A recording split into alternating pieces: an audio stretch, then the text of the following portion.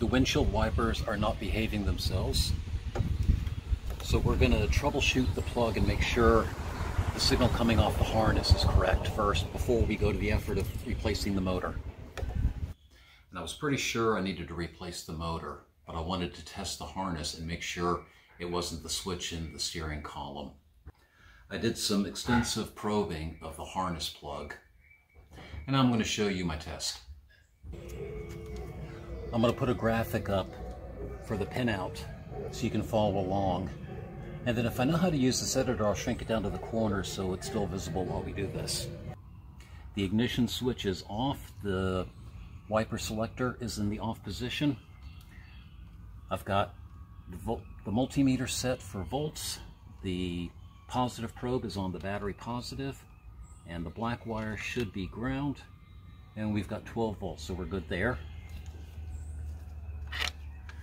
So I'm going to put the negative probe on the battery, turn the ignition on,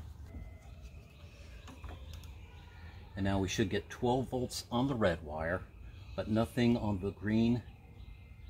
Oh! Let's try that again. The wiper selector is in the off position. We should have 12 volts on the red wire, which lets the motor continue until it reaches the parking position. The green wire and the blue wire, we have no voltage. Good. The wiper selector is on low, so we should have power on, let's say, the blue wire. That one, we have 12 volts there, but nothing on the green wire. And the red wire is still hot. The wiper selector is on high, so we should now have 12 volts on the green wire and nothing on the blue wire, and we still have power on the red wire.